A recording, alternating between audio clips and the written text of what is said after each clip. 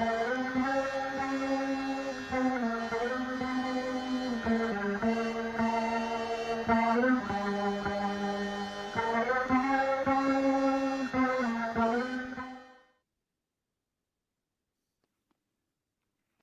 Krishna, and welcome to this talk for the 16 Days of Activism from the Vaishnavi Ministry. My name is Narataki Radha Devidasi, and I am joined by Chaitanya Lila Devidasi. And we are here to discuss the topic of leadership, red, yellow, and green flags. So basically what we're going to be learning is when leadership goes right and when leadership goes wrong, and how do we address some of these challenges that we face within our communities. The goal of this 16 Days of Activism is to build safer communities. And so this topic will be relevant in helping us do that. Chaitanya Lila, before we get started, would you like to introduce yourself? Yes, sure. Thank you. Thank you so much. Yeah, it's good to be here.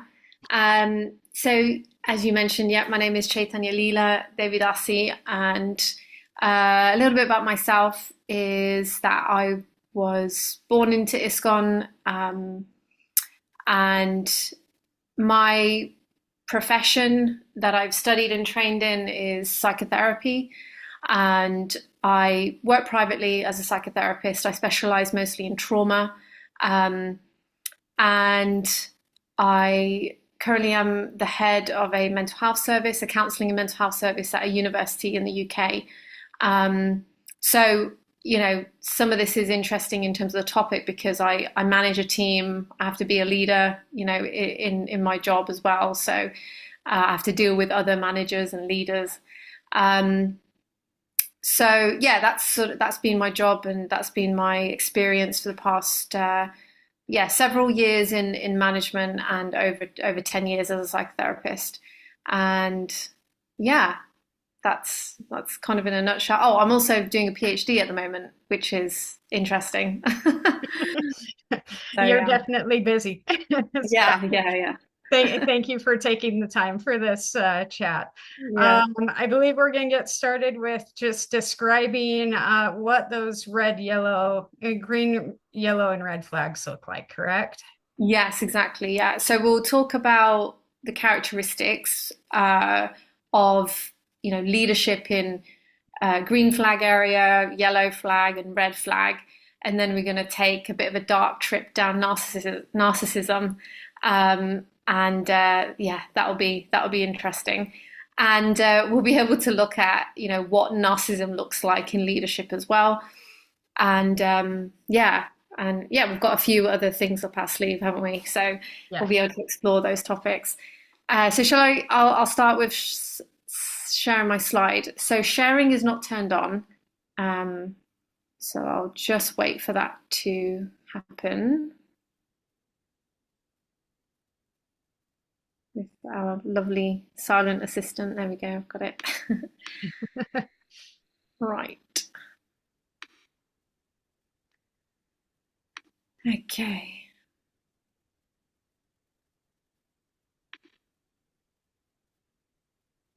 Now, can you see my slide? Yes. Yeah. Okay, great. I am just going to go on presenter mode. Bear with me.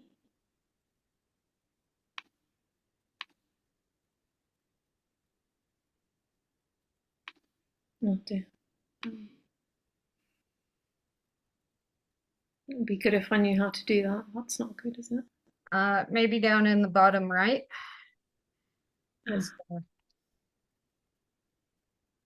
Thanks. Thank you. Okay, so we'll start. What I thought was we'll go backwards, red, yellow, green, but we're going to go green, yellow, red. Okay. We'll end with a positive, I think, at the end for sure. So it won't be all doom and gloom. So green flags.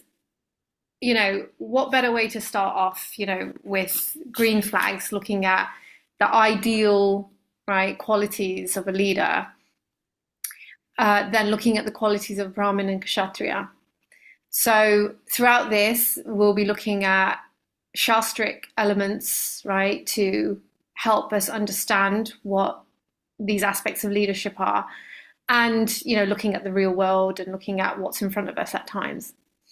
So I will go on to some of the quotes from Bhagavad Gita that describe the qualities of Brahmin Kshatriya. But also, before I go in depth in that, quite simply, leaders are really servants. And that's not, in the modern world, in a non-spiritual world, it's quite novel. It's quite a novel idea.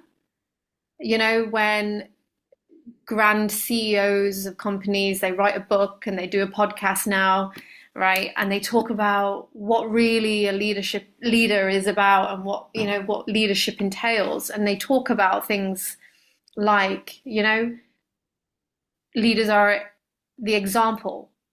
They set the example, right? They're there to serve.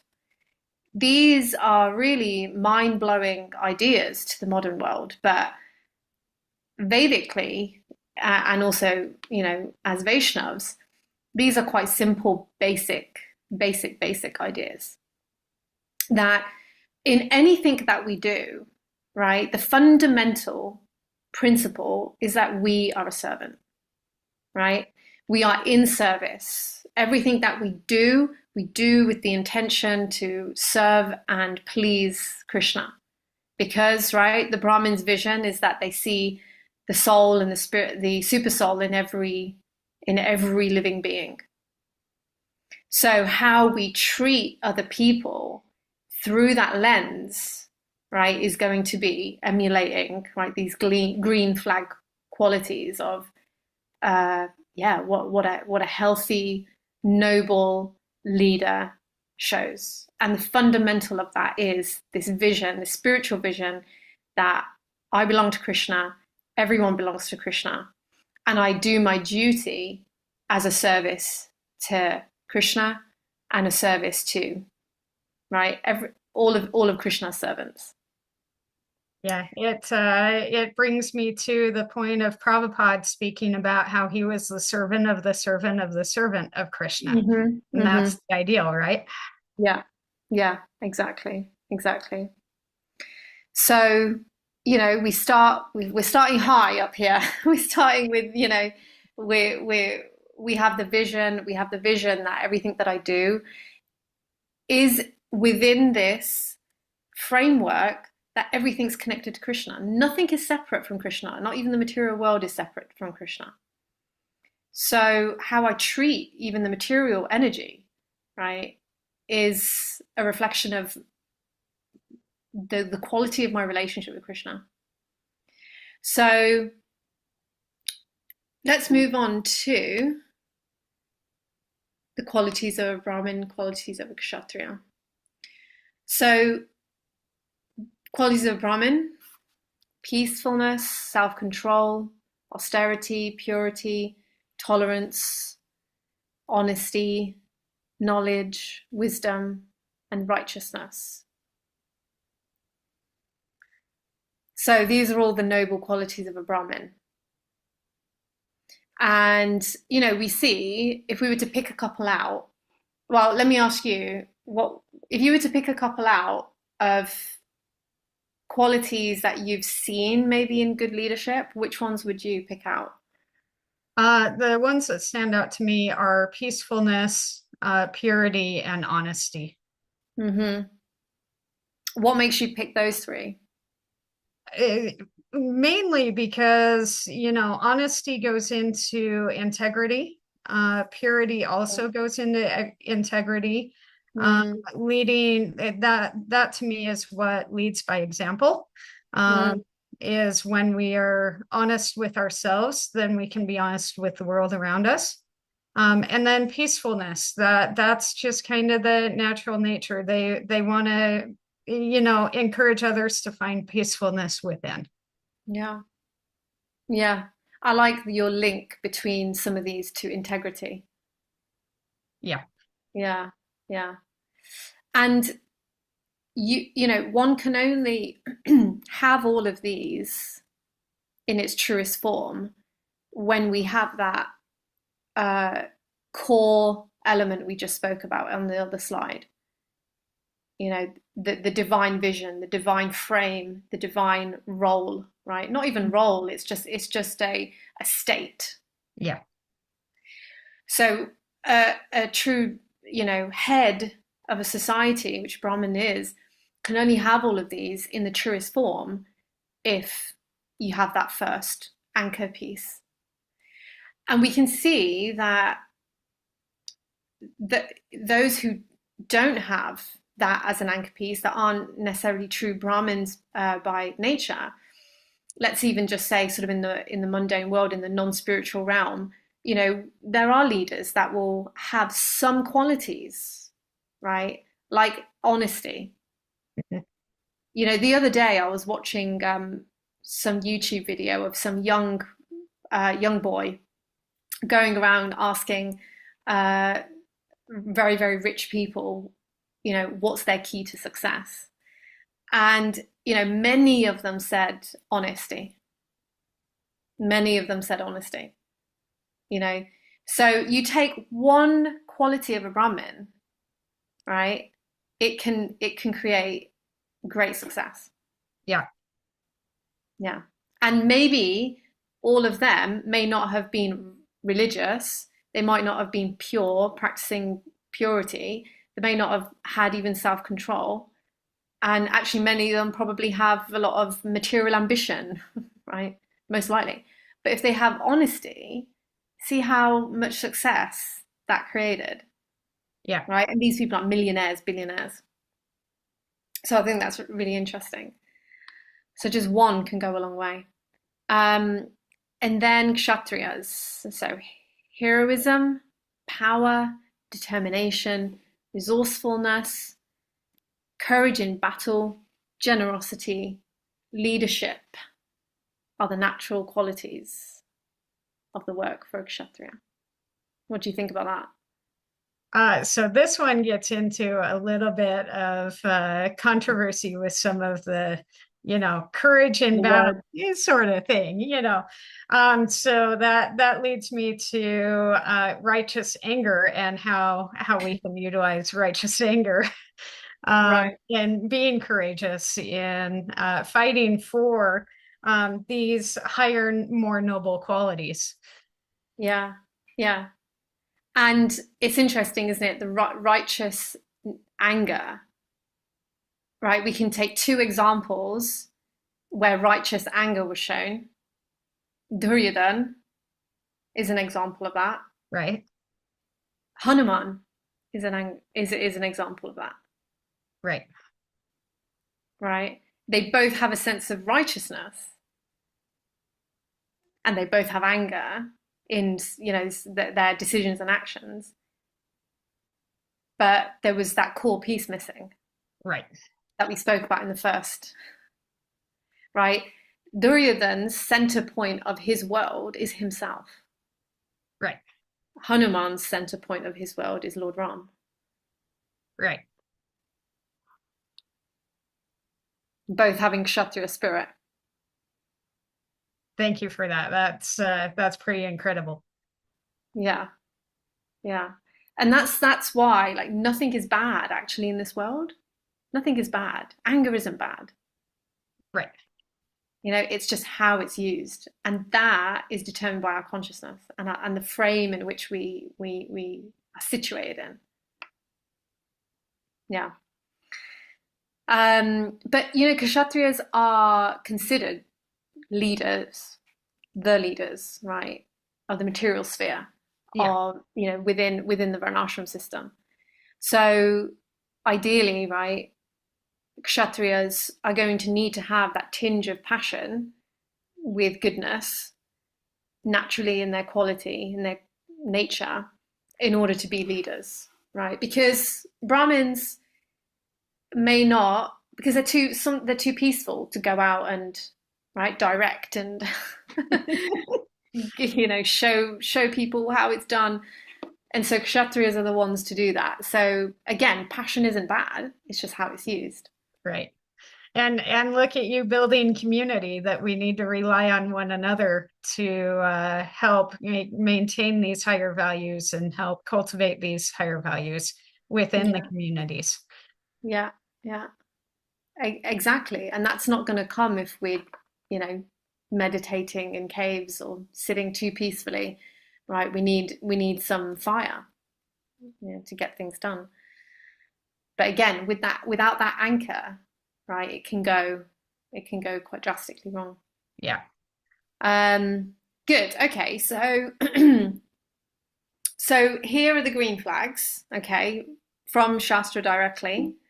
And yeah, I just dropped in like an example from the Mahabharata here, you know, that Krishna favored the Pandavas, who are Vaishnavas who emulate the qualities of Kshatriya.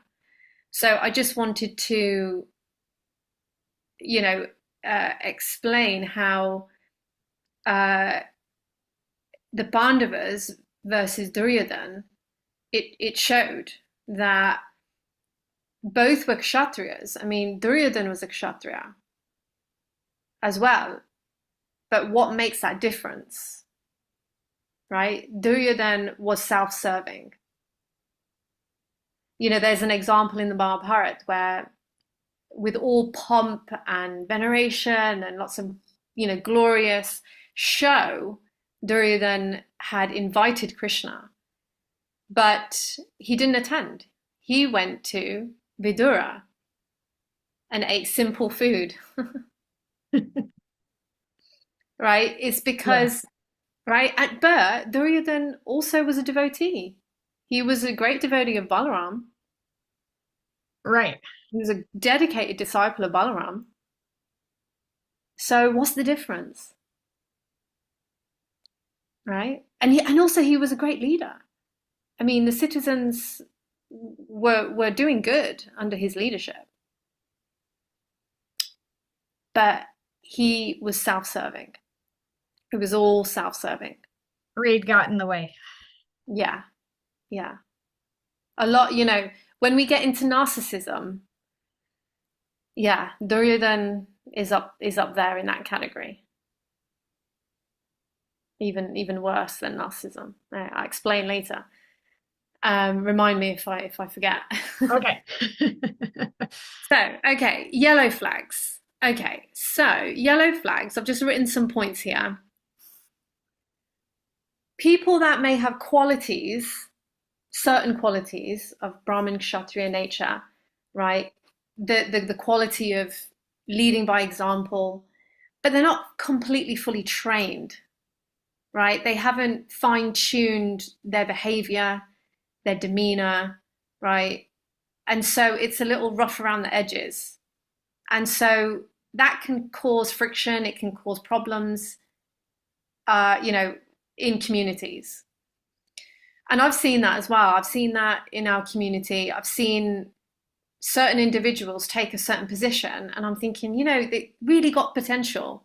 It's got potential, but just rough around the edges, you know, and kind of making blunders, but not necessarily intentional. Um, another point here, emulating other bad examples. So sometimes we have this, you know, pattern that we find that because maybe of lack of training, lack of experience, that people emulate other mentors, right? And they're not good, right, at managing themselves or being leaders themselves. So they emulate and copy that behavior. I've seen that. Yeah. It brings up the Bhagavad Gita verse, what great men do, lesser men Yeah, follow. So we got to be aware of who we're taking examples from, right? exactly. Yeah, yeah.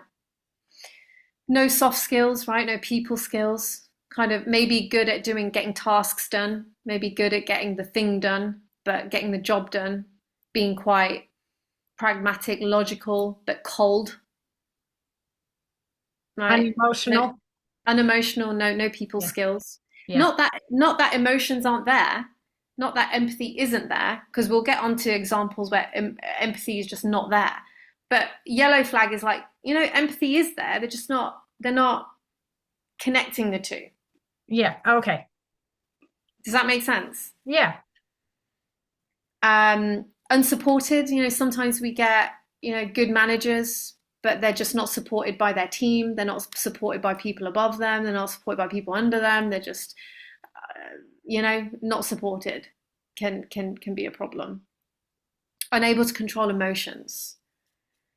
So again, this is about potential. So these people might have potential to be good leaders and they're in the making, but and so they have the ability to control their emotions. They have the ability to develop these skills, but they're not there yet.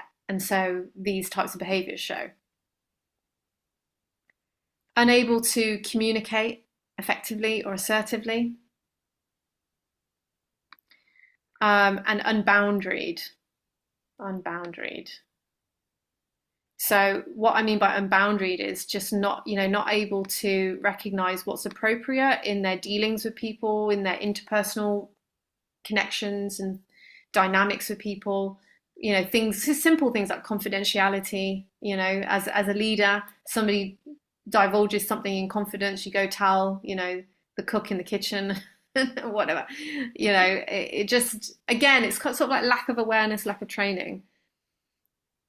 Yeah, and you're saying these things can all be trained up for those that show those qualities, right? Yeah, yeah, exactly.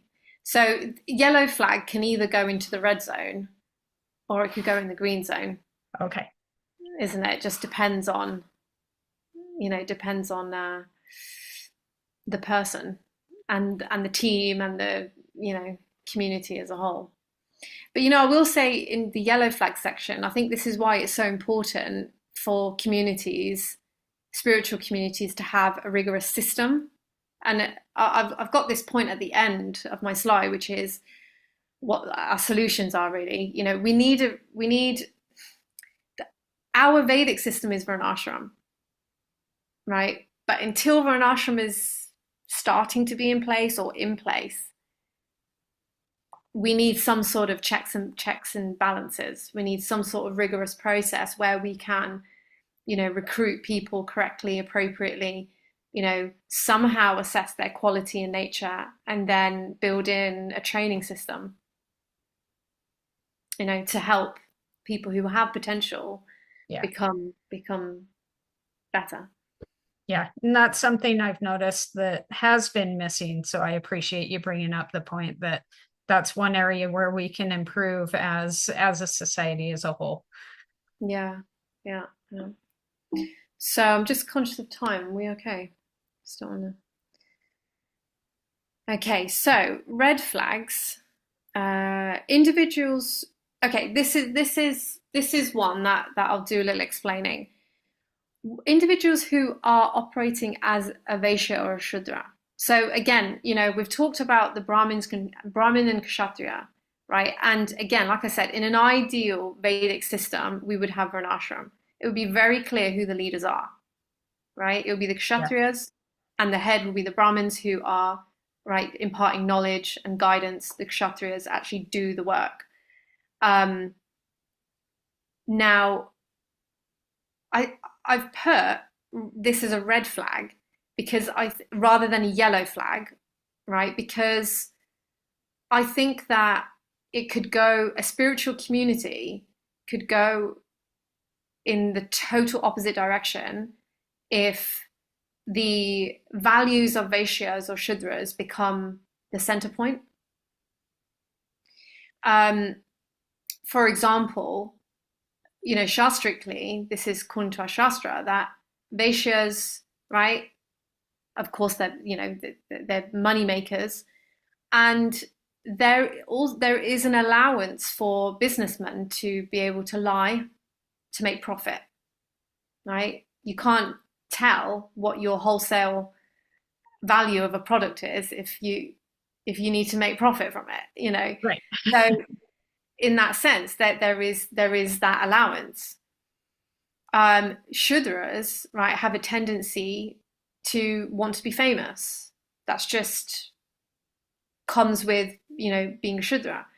So the Shudra qualities or I suppose work is sort of like in the arts, right? Dance, drama, all of those things, as well as, right, the more labor class. So there's a tendency for fame, right? And if those two things, making money and becoming a business or becoming famous, become the heads of the societies, it will go in the total opposite direction of what a spiritual community should be. They will compromise the higher principles just because of their nature, because they're not Brahmins, they're not Brahminical. They're just by, and that's not a bad thing. They just shouldn't be running the show, right? If you Right. want a spiritual community to be spiritually evolving, if you want a material community to be growing, great. Put a fantastic businessman in directing, but not a spiritual community. Right. Yeah, that makes sense. So, looking And at we, yeah, go ahead. looking at how quickly the greed can cloud us, kind of like greed and pride. Indra is a Yes. classic example of pride clouding his judgment all the time. Yeah. And Krishna having to cut down his pride time and time again. So being aware of these anarthas within ourselves can help us understand where our greatest qualities are in service. Yeah.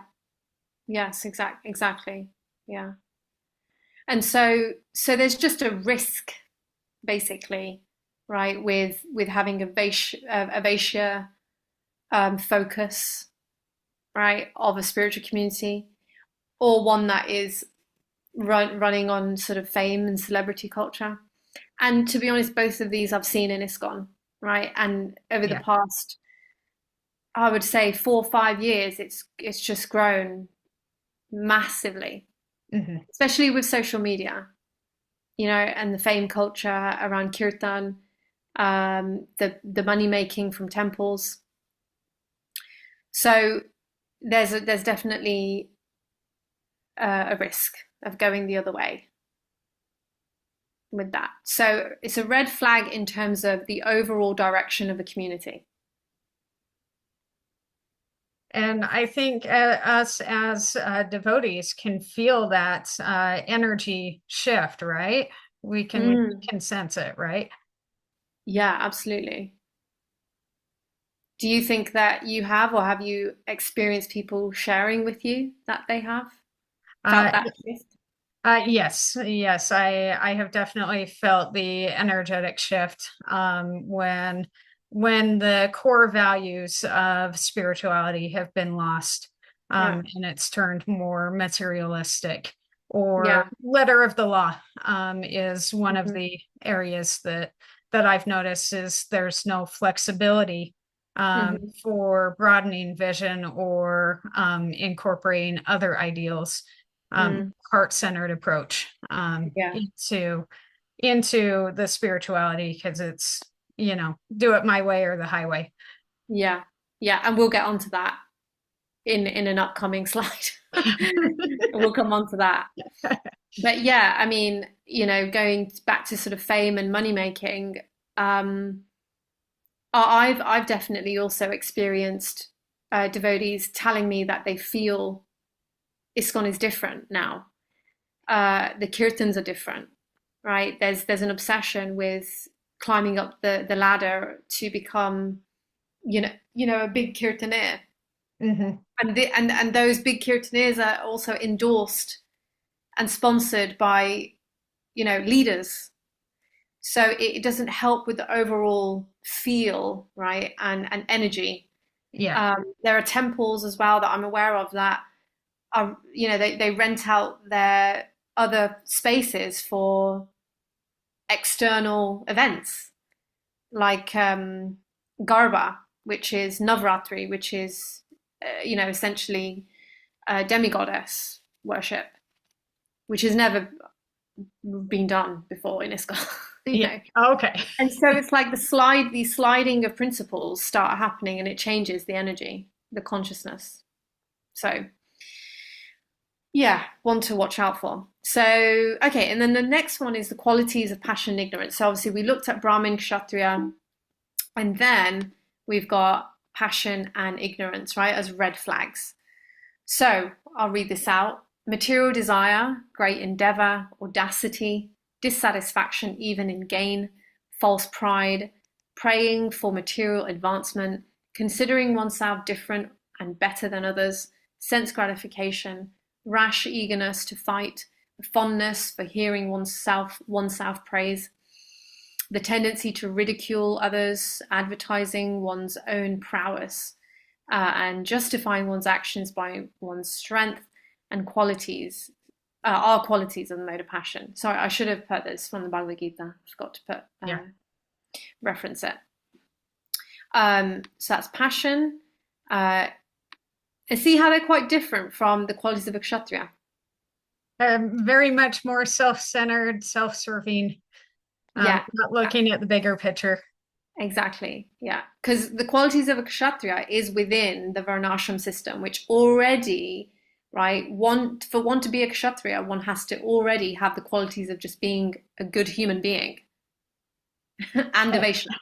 And I think that's something that we've forgotten in the society, is that we have to first become good human beings before we can transcend into that divine relationship. Yeah, yeah, yeah, exactly. It goes hand in hand.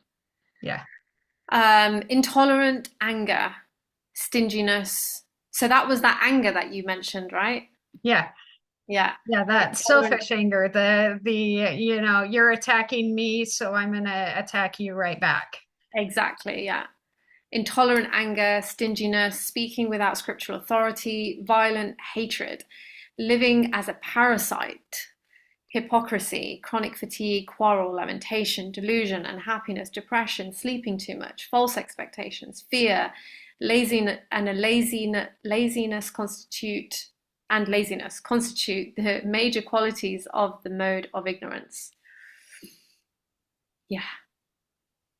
The one that stands out to me there is living as a parasite, and that just to me brings up living on the backs of other people, Yeah. and not pulling your own weight, but relying on everybody else to do the Yeah. work for you. Yeah. Yeah. Yeah. Exactly. And when we go on to our next slide, we'll be able to draw upon some of these qualities and look at what makes, a terrible leader. Um, so yeah, these are would be complete red flag, examples of qualities, of a leader, of anyone, but when they're in a leadership, because the thing is, we have to remember, a leader, is meant to be a servant, is meant to be setting an example, is meant to be bringing individuals from point A to point B, and that is in ISKCON should be the upliftment of consciousness. Mhm. But if we have someone in these roles that actually by quality and by nature, by guna, is of ignorance and passion, how are they going to be able to do that? It's not possible. Yeah, yeah. And that's the guna and karma thing, right? Ideally, when you are picking a path to walk down, right, meaning your dharma, we want to be looking at what is my guna and what is my karma. Do I have a natural, right, nature for doing something? And do I have the skill to do it? And somebody may have, on paper or externally, the skill, the confidence, right, to manage and move pieces around and lead, so to speak, but do they have the quality? Do they have the guna? Yeah. And this will really clearly show that if people, if devotees in leadership, it doesn't mean that they're not a devotee in the making or progressing on their spiritual path. It doesn't mean that they're not necessarily. But if they're showing these qualities, then the question should be, should they be leading people Right. in a spiritual community? Right. So we'll come back to some of these, but what we'll talk about first is, again, a little slide down the scale here. We've gone green, yellow, red, and now it's getting, dark red. We'll get to black in a moment. Okay. Oh my. So this is like dark red area, abusive behavior, abusive leaders. Yeah. Right. So all these qualities that we just saw, right, of the anger, let's just look at that intolerant anger, right, can turn into abusiveness. Mm-hmm. Violent hatred, it can be abusive, right? The need for hearing oneself being praised, right? We can see that, right, be used very negatively in the control of others. Quarreling, false expectations. What have we got? Dissatisfaction, false pride. Sense gratification. So Mhm. filling one's own material senses. And here's a key one: considering oneself different and better than others. Yeah. And the tendency to ridicule others can all turn into abusive ways. We'll go on to the next slide again. So what are abusive behaviors? Now I've just listed a few, like very broad, broad statements that we can unpick here. Right? Intimidation and force. And then the other larger one is manipulation. Yeah. So how do you recognize intimidation and force? Shouting, threats, coercive control. Can you expand on the coercive control a little bit? Mm-hmm. So coercive control is the use of manipulation to exert one's power and control over somebody. And it can be done with the use of something else. Right? So how do I say? Okay, I'll give a really good example. I was at a devotee's house once, and I was serving actually my spiritual master. And now this example will show you how subtle coercive control is. Okay, how subtle it is. And I was prepping his breakfast plate, and I was cutting the bread, right? So we had a bread loaf, and I was cutting it and getting slices to put on his plate. And the person who was not helping me, but she was around in the kitchen, and it was my job to do. I was the only person in the role of making his breakfast. But the person that was next to me dropped some flowers on the floor. Now, I don't know whether it was accidental or not accidental. And we both looked down, and then she said, oh, sorry, do you mind picking that up? So I was like, yeah, sure, picked it up, took it to wherever, the bin on the side, washed my hands, came back to find that she was cutting the slices of bread. Right? And I was like, what's going on here? Right? Right. Do you see what I'm saying? Yeah, and it brings me to the point of not allowing others to offer their service in their own ways and on their own timing, because somebody else better is there to offer the same service, right? Yeah. So going into, blocking people's seva so that Yeah. your own seva can be fulfilled. Yeah, exactly. And that's the intention that's happening behind in the mind that then comes out in that coercive control of dropping the flowers, asking me to clean it up, and then taking my service, Taking over, right?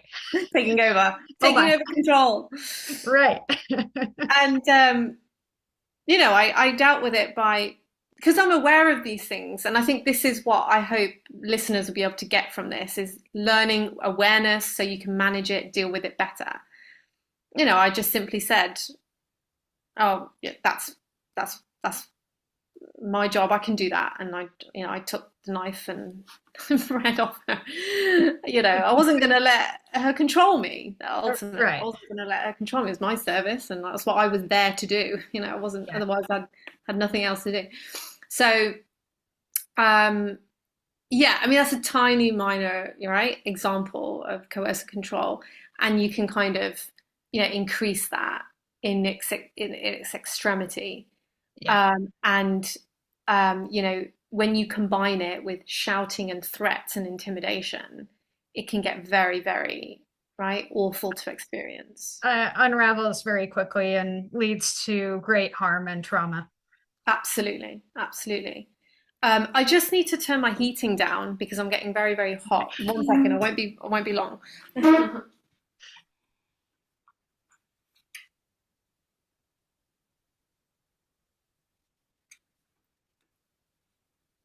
Okay. So the real impact of coercive control is the emotional state that it puts somebody in, Yeah. right? Hmm. That emotional state that I was put in when I suddenly realized I was just hoodwinked. I realized I was just totally controlled, manipulated. And um, the state that it puts somebody in is a sense of powerlessness, Yeah. helplessness. Now, if I was maybe 16 years old or my younger self that maybe had less confidence or I might not have said anything and I might have been really upset the rest of the day, and that would have stayed with me, Yeah. right? So these things stay with us. It leaves an impression. It can lead people to believe, especially if it's consistent, if coercive control is consistent over time. And a lot of my clients that I work with, some of which are devotees, um, ex-guru coolies as well, right? Some of this coercive control is really ingrained. The impact of coercive control is really ingrained, and it impacts their decision making in life because they feel so helpless, they feel so pushed down, they don't feel like they have their own agency to do things, and then they don't pursue things, they don't offer services, right, even spiritually, because they don't believe that they have the confidence to do things. Right. It's voicelessness and self defeat. It turns into self defeating behavior because that's all people have known. Yeah. Um, so I have personally experienced voicelessness within the community because of Right. coercive control. Hmm. Hmm. And it's been a fight to recover that and Hmm. recover the self-esteem and the Yeah. self-confidence. Exactly, exactly. So then, if this is happening too much, right? If leaders that are in leadership have those red flag qualities that we've just highlighted and, right, have abusive ways of functioning, we're going to end up with a very broken community Mhm. and broken people. Broken people in a community means a broken community. Yeah. Yeah. So then manipulation, right? Examples of different types of manipulation. Again, coercive control is manipulation. but circumstantial manipulation, right? Maneuvering like, you know, pieces on a chessboard, right? Yeah. To get the outcome you want. Um, Very tactical, psychological manipulation, emotional manipulation, and weaponizing Shastra. I've got there as well. So, emotional manipulation can be like the use of emotions, heightened emotions, to uh, force somebody to do something, right? The heightened feelings of upsetness, anger, using their emotions to make them do something. If they feel guilty, then an abusive leader can use their guilt to get them into doing what they want. Psychological manipulation, right? Making them think certain things, making them believe certain things. My husband is an ex-Gurukuli, and he's told me, and we made a podcast actually. Sorry, yeah, it was a podcast. It was an interview. I interviewed him on Saragrahi channel on YouTube, and one of the things that he experienced with his ex-Gurukul teacher when he was very young, 6, 7 years old, was brainwashing. So he saw something that happened and he went and told a teacher about it. Right? He did the right thing. He Yeah. went and told the teacher. And then another teacher took him into his office and he was on a swivel chair. It was the first time my husband had experienced a swivel chair, one of those office chairs, that turn. Uh, So this was a new experience for him, sitting on a swivel chair as well, right? And the ex-Gurukul teacher spinning him around and walking around him, yelling at him and telling him what actually, right, what he wanted my husband to believe, think, and say. So he was telling him to repeat over and over again. Did you see it? No. So and I mean, they were also beaten, right, physically. He yeah. was in New Vrindavan Gurukul. So he was physically beaten anyway. So the fear of being physically beaten, and of course he was trapped in this office, being turned and intimidated by this big man. He was told, did you say this? Did you see this? Did you see this? And he's like, no. So he was telling him what to say, repeat it. And he said it went on for several hours. Like that brainwashing. I mean, this is a really extreme example, but this happened in in our community, Yeah. unfortunately. Yeah. Obviously a long time ago, but I mean, it's an example of total psychological manipulation. Yeah. Any questions on that? On these? Anything? Yeah, I've just seen the weaponizing of Shastra so frequently, the spiritual bypassing, using Shastra against people in their human experiences. Mm-hmm. Mm-hmm. Mm-hmm. Do you want to say more? Anything more? I know we're going to dive into that a little bit more later. Yeah, we'll wait to dive into that. I know you've got that coming up. So Mm. Yeah, it's a huge one, isn't it? yeah. It's a massive one. Mm. Yeah. Okay. Well, we will get back to that. So overall, right, abusive behaviors, intimidation, force, control, you'll notice these types of people because they like to dominate the space. They like to dominate the time. They like to dominate you. So if you feel and you experience and you're spotting people, whether it's leaders or anyone, right, they're trying to dominate. They're trying to take more than they should. They're Mhm. pushing the boundary,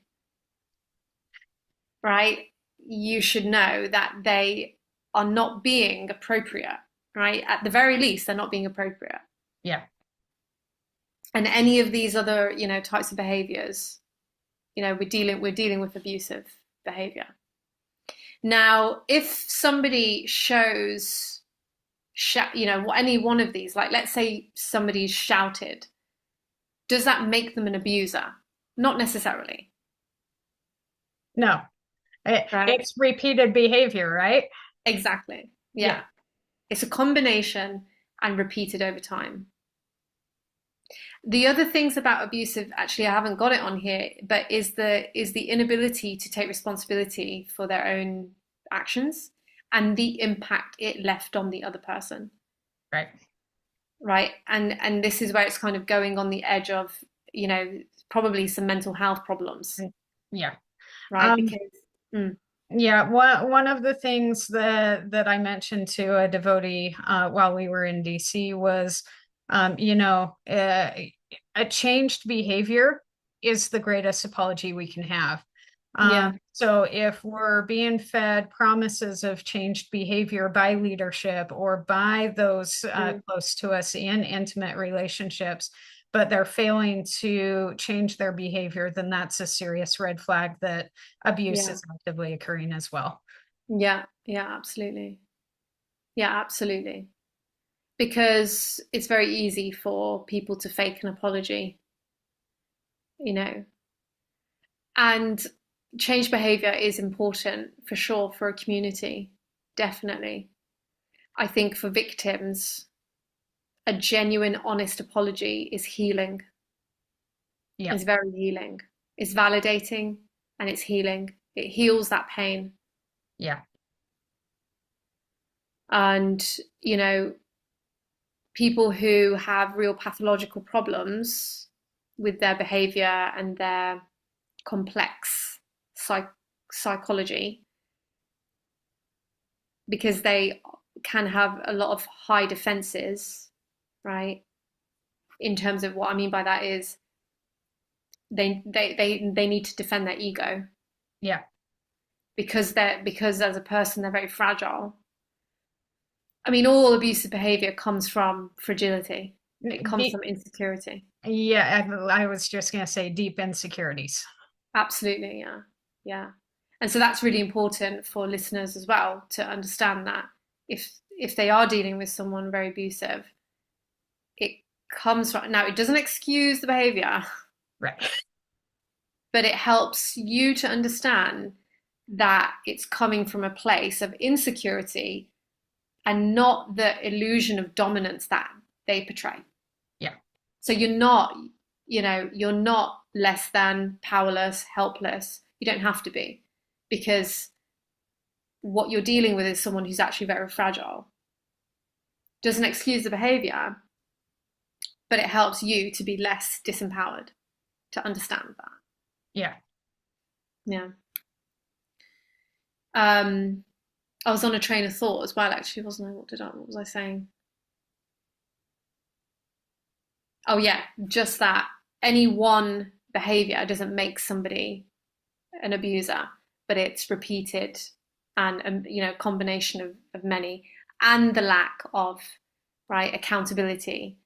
Or what often abusers do is that they apologize and try to repair by like love bombing or gift giving or promises, right? But then they just abuse. They just their behavior doesn't change, Yeah. and that's where your point comes from, isn't it? Yes. That the best apology is a change in behavior. Yeah. Yeah, exactly. Yeah. Okay. So, right now we're down the dark path. Is there anything that you want to say before we get into narcissism? Nope, ready to roll. Okay. So I've got a quote from Sam Vaknin, okay, who is a self-proclaimed narcissist himself, but he is a self-aware narcissist. He has made countless videos online about narcissism. So, you know, feel free to look at his resources. I have his book here.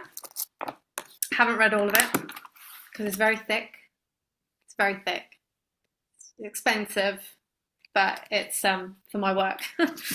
So he you know quotes here. Sorry, I've quoted him. He defines narcissism as a lifelong pattern of traits and behaviors of infatuation and obsession with the self. and and the egoistic and ruthless pursuit of one's gratification, dominance, and ambition. That's a pretty full-on. Very self grandiose and self-serving and unable to focus on anybody outside of themselves. Yeah, yeah, yeah. There's a lot of key words that really help us to understand what narcissism is. There's a lot of keywords: infatuation, obsession, self, ego, ruthless, pursuit, gratification, dominance, ambition. I mean, Right. right? So this is like mode of ignorance, mode of passion, right? On crack cocaine, like just Right. yeah. Right. No connection to motive goodness or to any higher power. Yeah, yeah. Although they think that they can, then Right. we'll get into that. And that's where the delusion comes in. Okay, so narcissism is, by definition, according it comes, it's defined in the DSM. It's considered to be a dis-ease, right? So it's a psychological diagnosis. Nowadays, we get a lot of people self-diagnosing, diagnosing other people, throwing around the term. They experience a little bit of abusive behavior and they label the person narcissist. And that's just wrong. It's just not accurate and it's not helpful. It's not healthy.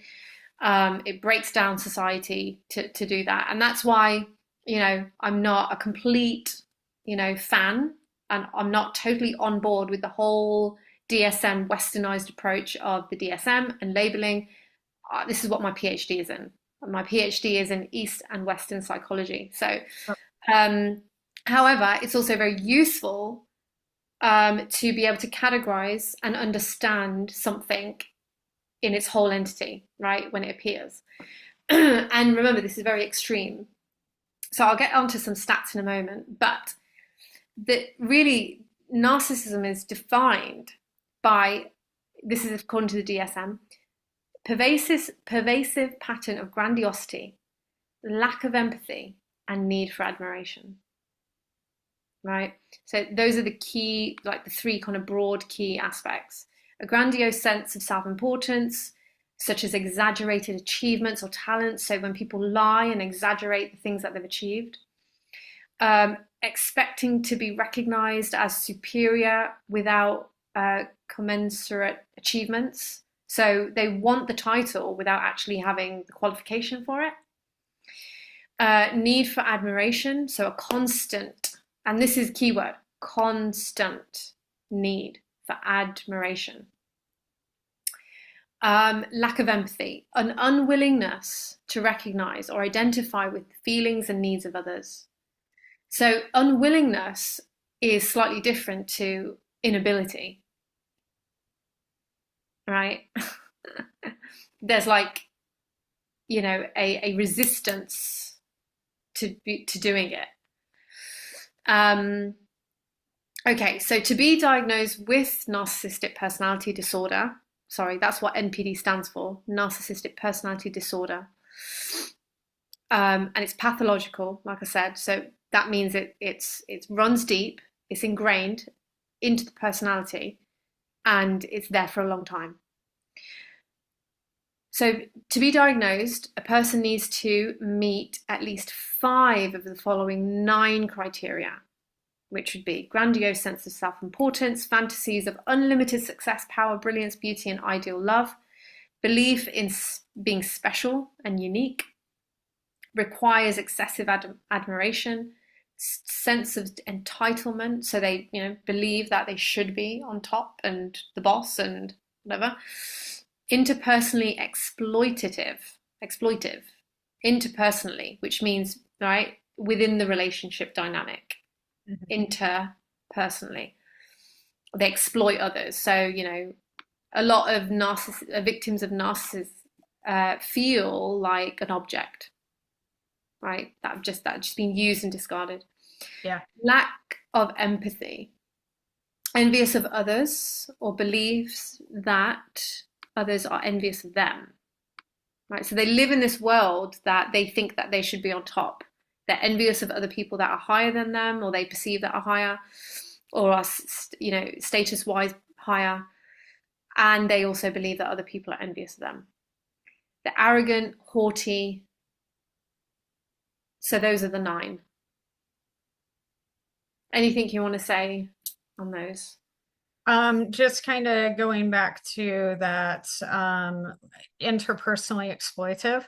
Mm, One of the things that comes to mind is the fact that I was appreciated for all the logistical help that I was offering in Seva. So I was yeah, appreciated for the logistical help, but not appreciated for anything else. So I was right. just an object for service to make programs go smoothly. Yeah, And that's one of the things. And then the lack of empathy yeah, is the right. other aspect that So this was an experience that you had within ISKCON, not within ISKCON, but within another spiritual circle. in another spiritual circle. Yeah. Okay. It just shows how pervasive, right? It is just Yes. of yeah, and we'll get onto that narcissism and spirituality. Um, so yes, absolutely. So the interpersonal, yeah, because narcissists, because of their absolute need for dominance and admiration, they see people as like pawns or objects in their game in order for them to rise up and achieve what they want. So they don't see people as, they don't recognize that that person has feelings and what they do has an impact. Because their focus, because they're so deluded, Mhm. and when we look at the qualities of ignorance, right, is delusion. This is an example of delusion. You Yeah. think they think that they are very important, so important that they should be, famous. They should be the leader. They should be the temple president, you know, and they'll do anything to get it. They will. And very dangerous. Very, very dangerous. Yes. And just some stats. So, like I said, narcissistic personality disorder is a pathological issue, right? We mentioned that in DSM. But it's very, very rare. So 1 to 2% of population, right, comprises of actually people with NPD.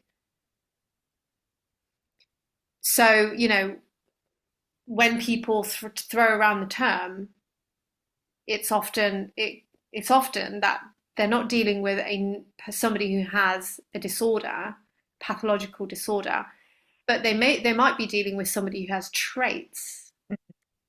So it's possible for somebody to have narcissistic defensive traits, right? Like the inability to have empathy, right? But they're not obsessed with their own sort of self importance. They might be manipulative, right? And to gain what they want to gain, but they might not necessarily, right, have all of the other qualities. So remember, not all abusers are narcissistic or narcissists. Yeah. I think I've got that at the bottom there. Not all abusers are narcissists. Yeah. So there are higher rates of narcissistic personality disorders amongst celebrities, right? Oh, I skipped one. Narcissists are usually men. So up to like 50 to 75% of narcissists are male, right? And female narcissists, of course, exist, but they display it more through their body, through their sexuality, through their sensuality. And, there are some other categories of personality disorders that are predominantly more female, like borderline personality disorder, histrionic. So there are, and some of these types of qualities and traits cross over. But Mhm. anyway, higher traits of, yeah, like I said, higher traits of narcissism amongst celebrities. That's no surprise, given that they, obsessed with themselves and fame. And within celebrity, I'm bringing this up because there's just been a rise, I think, in ISKCON, with the celebrity arena, and it's just something that we need to be watching out for. Mhm. So women are rated higher than men in terms of narcissistic personality disorder, or narcissistic traits. In the celebrity community, it's higher in women than men. Really? Yeah, yeah. So basically, what that means is more narcissistic women in the general population will, right, enter into the celebrity arena. And they enter into the industry with the traits already. They don't become Right. after they get the fame. They don't become more narcissistic. It's generally narcissistic individuals gravitate towards celebrity culture and the celebrity industry. Reality stars are rated the highest, right, of NPD traits. Makes sense Yeah. because like cameras on them, that's what they want. They want to display themselves.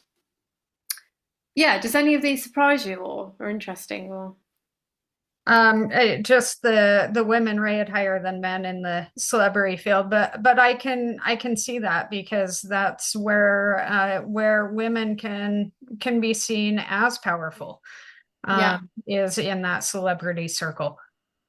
And sex sells. True And point. right, celebrity fame culture, they use sex and yeah, to get famous, to yeah, to be seen. So not that men aren't sexualized, but women, right, are just more so in that field, in that industry. So it's just important for spiritual communities and ISKCON to recognize that this is a red flag. I mean, it's a dark red flag here. Mhm.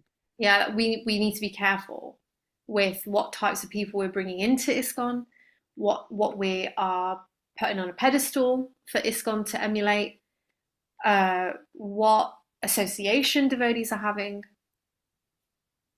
These are not the principles of Vaishnav philosophy. Right. Yeah. Now, it's okay to be famous, right? Fame itself is not a problem, but it has a risk. It's that self-serving fame and not cultivating healthy humility of understanding where our talents ultimately come from is from Krishna. Yeah, So, yeah, if we aren't giving back the credit to whom it belongs, that's a red flag. yeah, exactly. And the desire for fame is a thorn, It, right? Is a it, stumbling block on our yeah, it spiritual path. it removes us being the instrument and makes us the doer. Yes. And it makes us the center, Mhm. right? Famous people are the center. They are the center of the adoration. They're the center of the cameras. They're the center of everything. That is actually Krishna's position. Right. It's the position of God. So that's why it's a complete opposite. Now, if one gets fame, right, of their own accord, it's not a bad thing, but it's the pursuance, Yeah. right, which is a risk. So I've just dotted around some things here, that we could sort of talk about with narcissism. And remember, we're talking about leaders, right, that may be narcissistic. And these are really key factors because a narcissistic type of an individual, right, will want to be uh sorry, I've just got distracted because I've got a text here that's not filled. Narcissistic, uh generally narcissists want to be on top in the highest position. So they will naturally gravitate to roles that provide that. Leadership positions provide that. Right. Okay. So if a community doesn't have the checks and balances, the proper recruitment process to check whether an individual has the experience, they have the quality, they have the guna and the karma, and then they are opening themselves up to let in somebody who is actually wanting their own fame, dominance, power, adoration, status. If you just let anyone in, then this is the type of person that's going to gravitate to that role. Yeah. Especially in a community when we emphasize things like humility, tolerance, lower than the blade of grass, right? It's a breeding ground for those in power Yeah, to abuse that third prayer of Lord Chaitanya's and gain more power because they'll point the finger, they'll blame shift and utilize that shastra against someone. exactly. Yeah, absolutely. Yeah. So yeah, because if you've got the status quo of the society being humbler than a blade of grass, then right, who's going to naturally fulfill that position when there's not the healthy version of humility, the healthy sense of being a Brahmin, healthy sense of being a Kshatriya, that, yeah, I am Krishna's servant and I will take the position to protect our community and take the role on because it's my duty. We haven't we haven't educated the society yet and trained the society to be functioning in a varnashram system way. So we don't have that healthy version of leadership. So, we're open to getting these types of leaders in that are self-serving. Yeah. So there's a delusion. You know what? I'll just pick on omnipresence and godlike, right? Because we are a spiritual community, and then we'll move on because I'm just conscious of time. But omnipresence and godlike, one of the qualities of a narcissist is that they want to be omnipresent. There is a desire to want to be seen because they want to be adored. And it's because they're very broken inside. And I won't go, too much just for time's sake. But because of their obsession with themselves and the need for dominance and the need for fame, they see themselves as that they should be omnipresent, that they should be everywhere. They should be adored everywhere. So they try to increase their fame.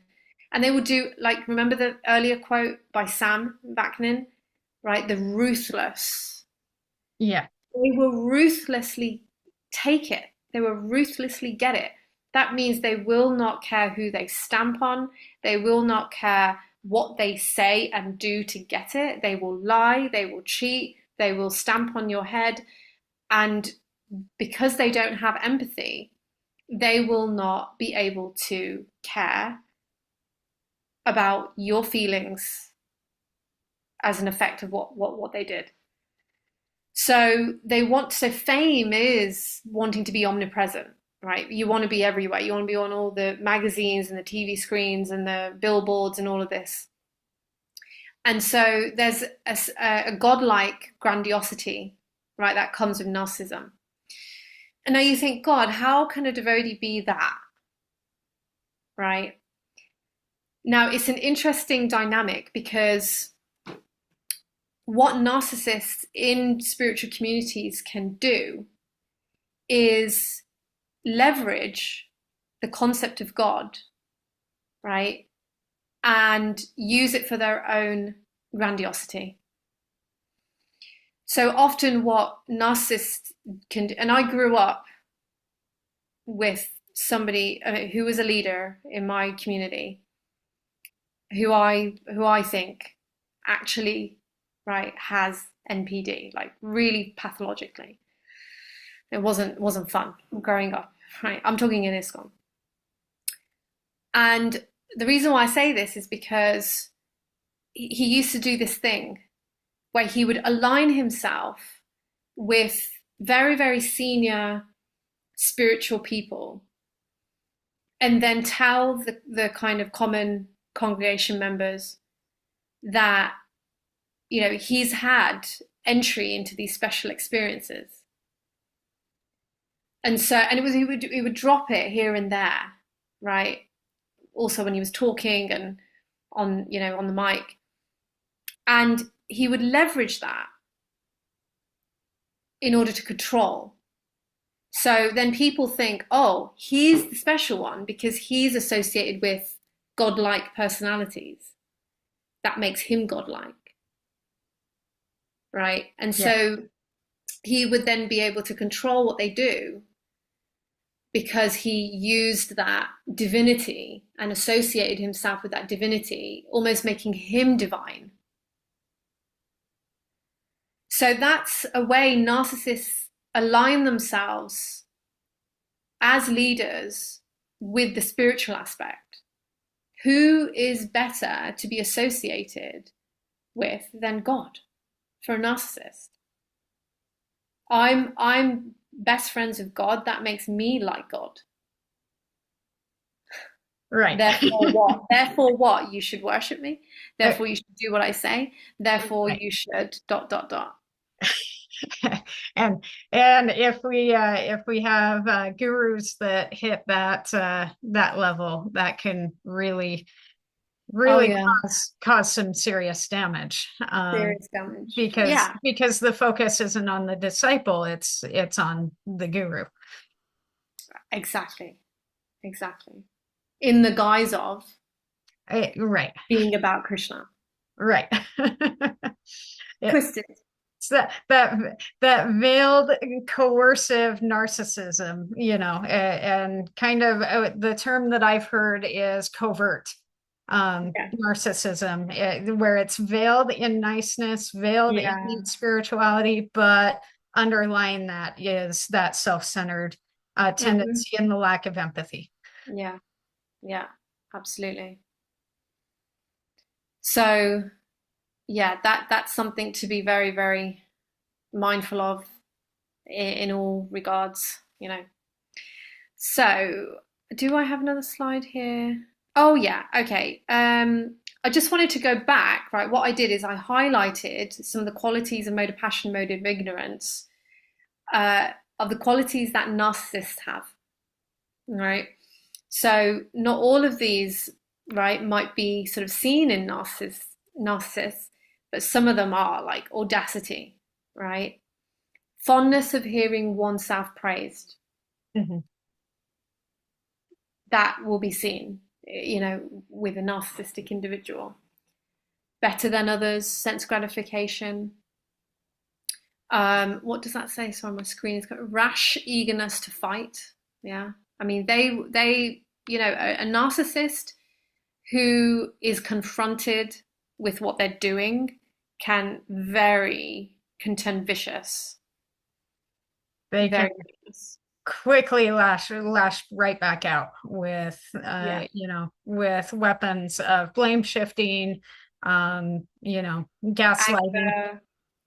Gaslighting. We haven't covered that, but yeah, absolutely, making you think that what happened was just part of your imagination, that you're paranoid.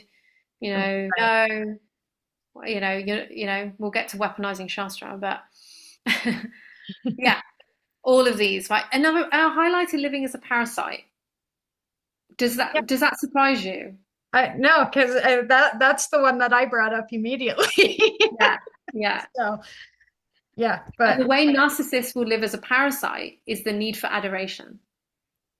They're parasitic in the sense that they latch on to anyone who, not latch on, but they will keep in their sphere anyone who is giving them narcissistic supply, right. which is adoration.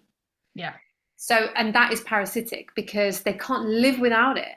They are parasites. They Yeah. cannot live without adoration. Yeah. They are controlled by it. So, yeah. And this will go on to solutions, which some of these I've already mentioned, right? Guarding, guarding yourself against these types of people.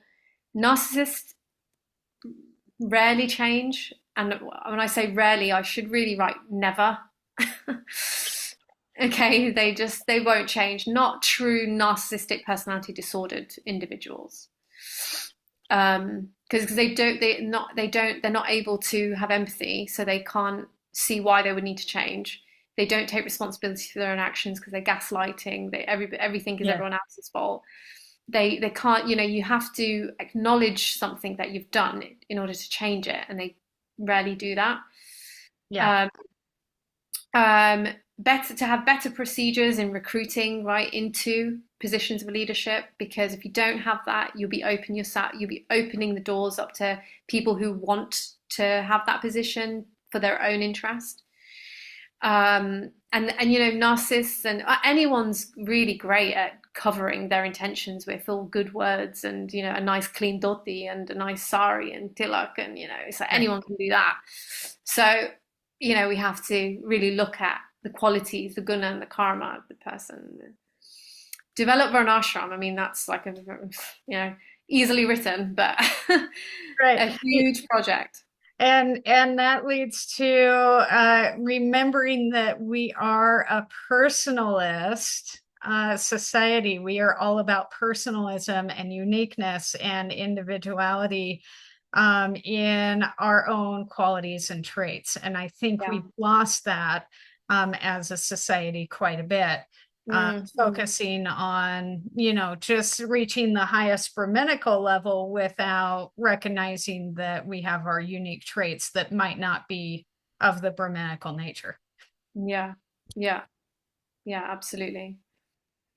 And I really loved that my Guru Maharaj wrote a book, Compendium Number One, on Varnashram, really going through the different qualities of each.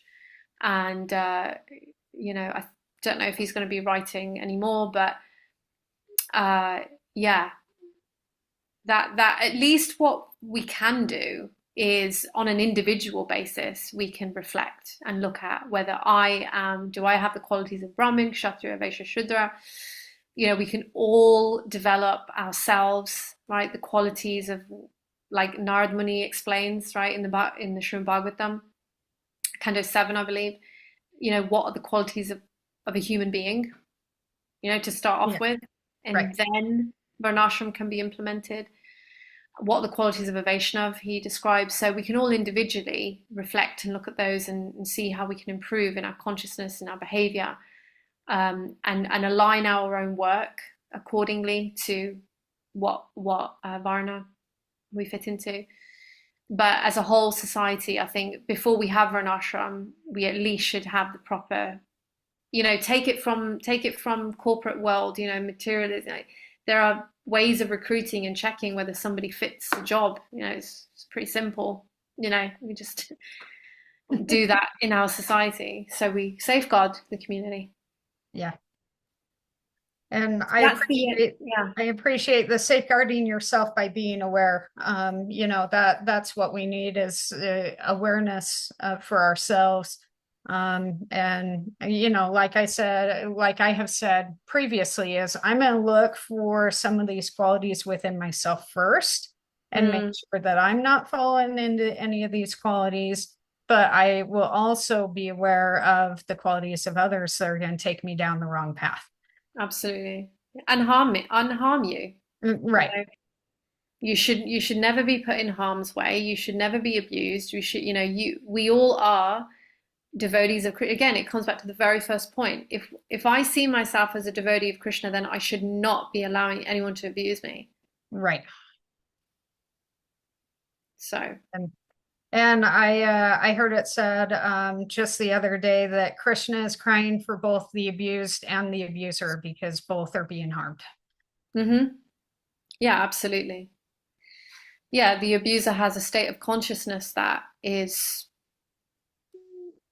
you know, ultimately of suffering because they're so far away from being their true self. Hmm. And then also they're incurring karma. Yeah. Yeah. So that's my everything that we can now go on to maybe picking out some quotes from the Shastra and how they're weaponized and seeing how we can better. Are we okay for Yeah. time? We've gone over time. I think we've probably got about 10 minutes left. Yeah.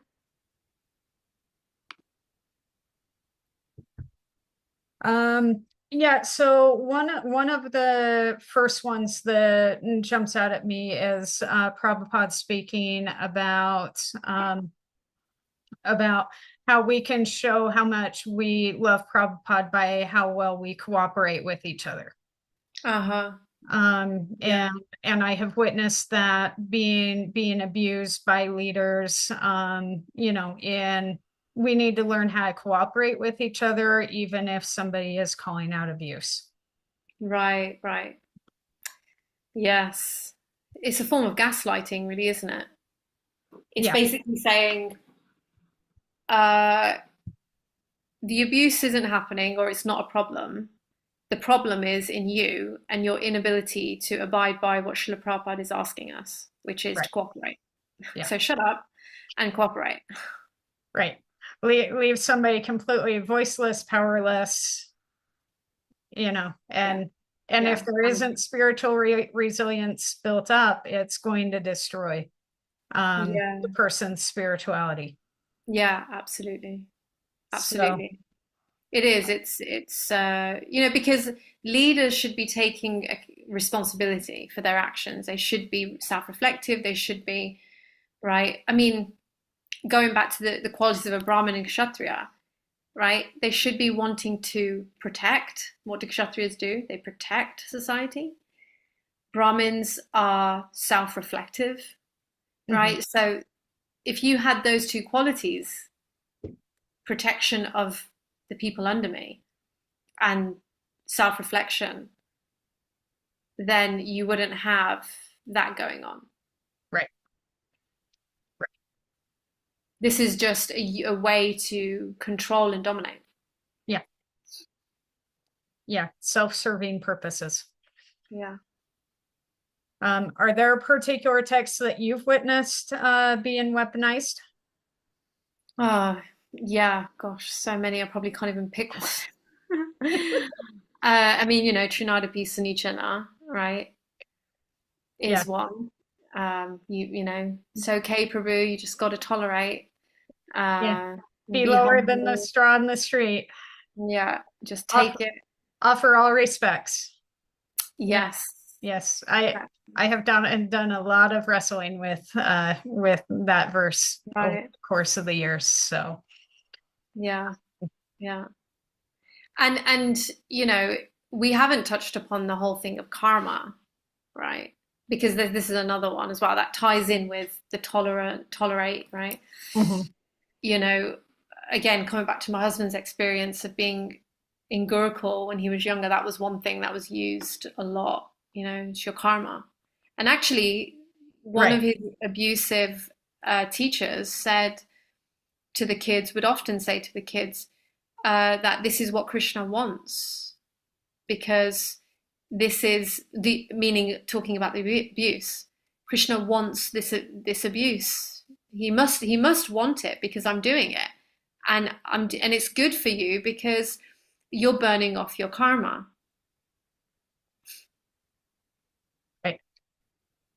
I mean, what a twisted way of sick.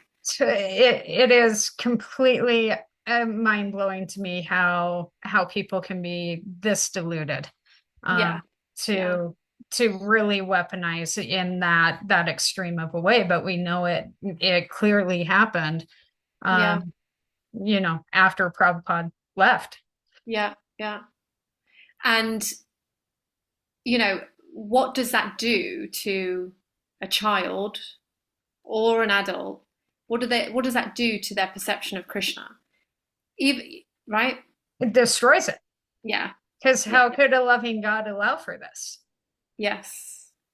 Exactly. That's the question that comes up, is how Yeah. could a loving God allow for these abuses to take place? Yeah. Yeah. Absolutely.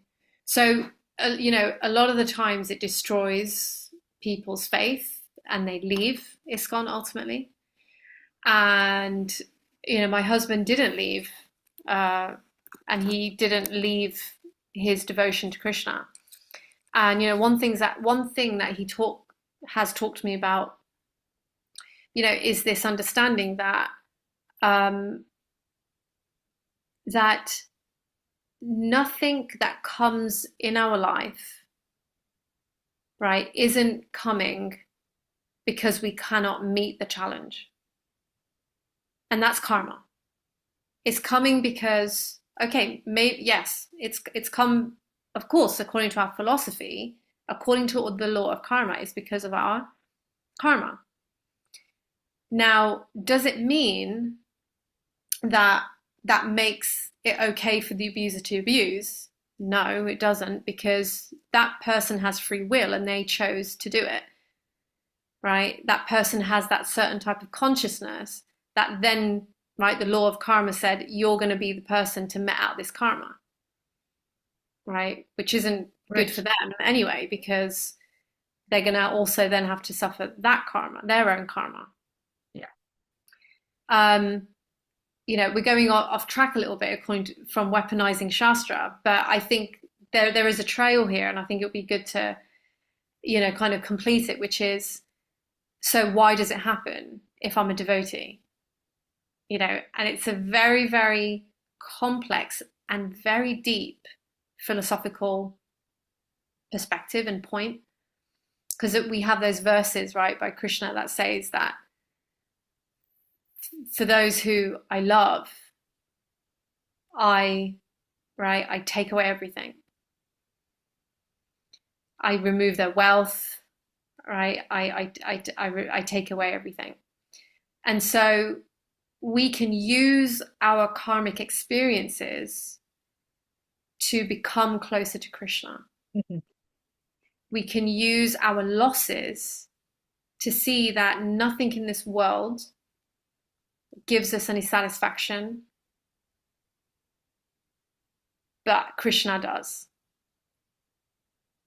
And so Krishna's intention for allowing us to go through these horrible experiences, even by devotees, is so that we turn to him.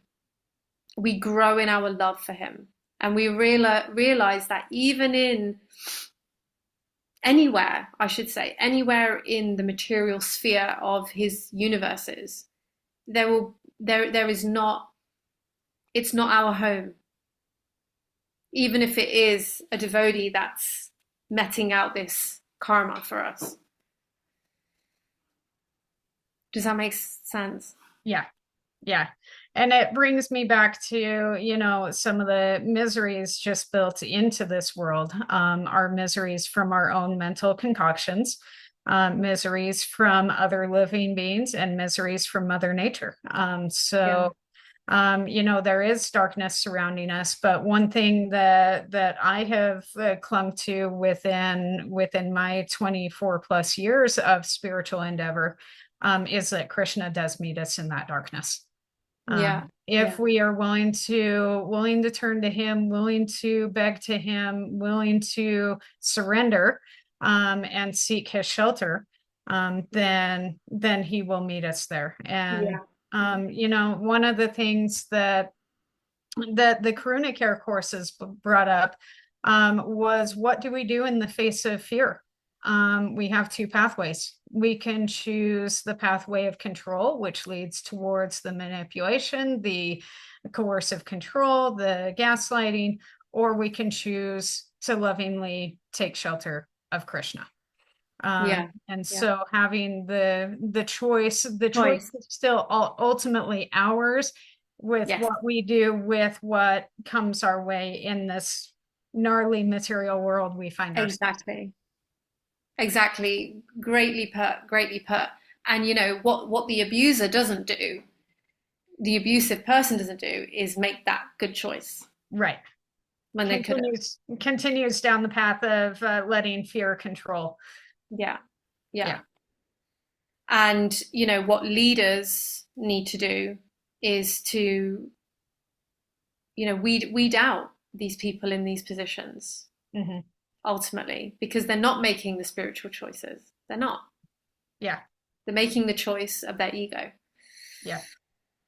So, just to kind of wrap up, what resources do you have for people, for leaders first and foremost, and then secondarily for devotees who are experiencing some of these more harmful dynamics in their communities? Hmm. Gosh, I didn't prepare any to sort of list off in the first instance, but I, you know, if you want a list to go with this recording, then I can, you know, look at that later. But in sort of top of my head, for people who have experienced abusive leaders, you know, I would say educate yourself, right, into what abusive individuals look like, what you have experienced, right? And just name it and recognize that, yeah, okay, this was abuse. You know, there's probably a path to heal oneself. You know, professional support would be good. And I wouldn't even say that that has to be a devotee therapist or support. At least just a good therapist, a qualified good therapist to work through some of that stuff. But awareness is the biggest thing, you know, like awareness of that, because that will protect you from going into other scenarios, other examples, times where that, you know, you'll face those types of people.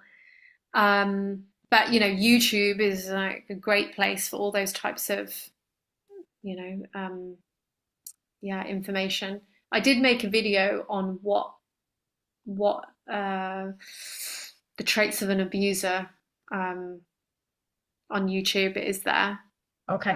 and yeah, why also inside the mind of an abuser is called, yeah.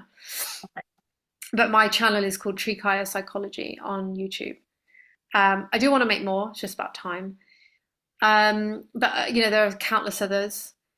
Um, I would say within the community, you know, find like-minded devotees, find like-minded friends, people who can understand, who can give you that support, be able to talk to. If you do also have another leader that you can go to that can, like if the abuse is happening in leadership, go to another leader who you see if you can trust them, see if there's a way that they can help you, right, navigate the situation. Um, and then for leaders, again, yeah, I would say the same thing in terms of awareness and education. Um, I would say to leaders, it would be really good to invest or have your temple invest in you in training. You know, there are a lot of like good management training, effective communication training, um, that will upskill you to be able to handle different situations better. Uh, you know, so you're able to be more empowered to be a leader, because it's hard. Like Yeah. being a leader is hard. Like It's I a, know because of my job, it's hard. You know, yeah. you have to deal with all sorts of different things, and so investing in yourself, in training, reading books, right, leadership books. Um, you know, even self-reflective practices like how, you know, look at the qualities of a kshatriya and then do some journaling, reflecting. How can I be more heroic? How can I be more, you know, determined? How can I be, you know, um, that might be good for some management to come together locally in communities to develop that, do that, self-reflection, take a verse, discuss it, simple.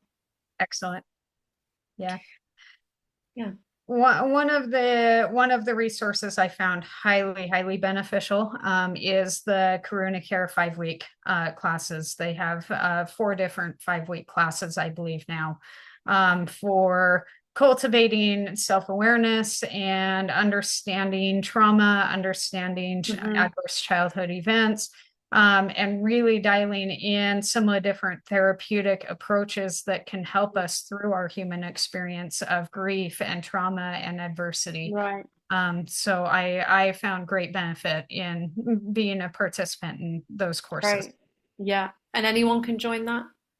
Yeah, there is a fee to join that, but Karuna Care through ISKCON has a lot of information. They do them through a couple times throughout the year. They just ended their last course, and they'll start up, I believe, in the spring again. Great, that sounds good. Yeah. All right. Well, Chaitanya Lila, thank you so much for this enlivening talk and for this journey down when leadership gets it right and when leadership gets it wrong. So thank you so much. Thank you. It was great to talk to you. Great to share this. Hare Krishna. Hare Krishna. Thank you. Jai Shri Prabhupada. Hare Krishna, Hare Krishna, Krishna Krishna, Hare Hare, Hare Rama, Hare Rama, Rama Rama, Hare Hare. Hare Krishna, Hare Krishna, Krishna Krishna, Hare Hare, Hare Rama, Hare Rama, Rama Rama, Hare Hare. Hare Krishna, Hare Krishna, Krishna Krishna, Hare Hare, Hare Rama,